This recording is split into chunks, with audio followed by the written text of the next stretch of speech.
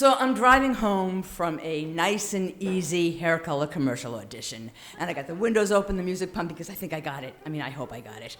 It's 1992, and I have just moved to Los Angeles to become a famous actress.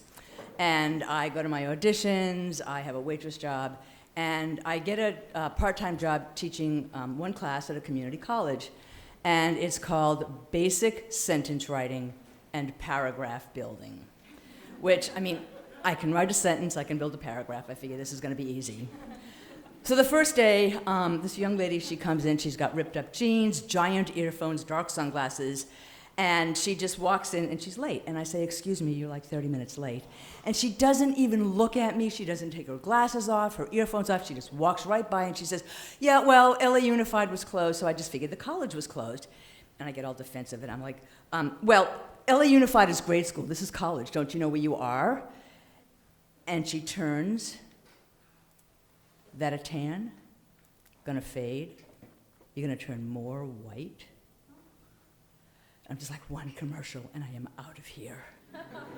So they have this book and they practice their sentences and their paragraphs, and it's what they gave me, and I just sit up the front of the room, I drink my Diet Coke, I suck on my Lifesavers, and I collect a paycheck. And one day, this kid, after class, he gives me this article from the Times, and I just like stuff it in my bag, whatever. And I'm home from an audition, I'm sitting on my futon, and I pull the article out, and it's from this kid, Damien. And it's an article about how he was in a gang, he went to prison, and now he's in community college putting his life back together. And I'm like, why is he giving this to me? What is he like, trying to show me how tough he is? Or maybe he's introducing himself to me, and which is entirely possible, because there's no place for any human connection in that classroom.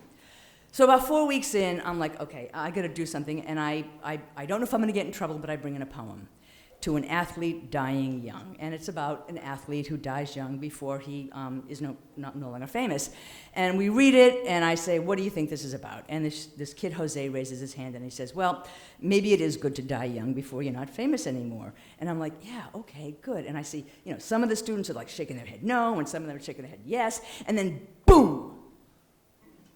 The room cracks open.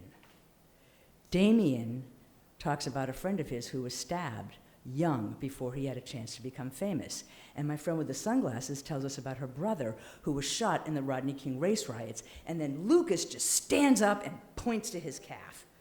And he's got bullet fragments from a drive-by. And now his dreams of becoming this great NFL player are out, but he doesn't want to die young because he's got a kid on the way. And I'm like, oh my God, I am so in the wrong place. I mean, I am the Big Apple, Broadway, and bagels. I mean, they are the streets of LA. And then in the back, there's this kid, Roberto. And he's got a black watch cap, 4 gold hoop earrings, and baggy pants. And he just scans the room. And he says, what about my homes at the AIDS Project LA? My best friend is dying of AIDS, and I don't want him to die young. And I must have looked like that deer that's caught in the headlights, because I am just frozen and my mind is going to explode. And I'm like, oh my God, I never should have brought that poem in. I am not a teacher. I am a fraud. I am just collecting a paycheck. I don't want to be here anymore. And I don't know what to do. And I just kind of mumbled something about, we'll talk about this tomorrow. And then I go off and I have another audition for Spick and Span floor cleaner. And the first line of the commercial is, sometimes 100 things I do at work don't satisfy me like one clean kitchen. And I'm like, oh my God. At my work today was babies, bullets, and stabbings. I was not thinking about a clean kitchen.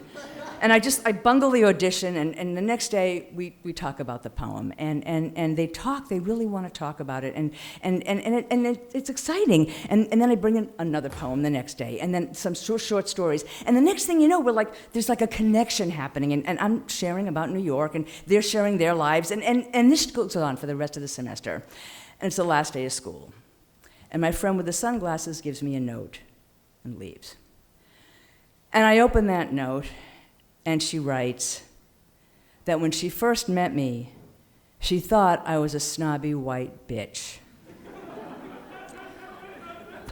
But she judged me by sight and not my inner self, and that I was a dynamite lady.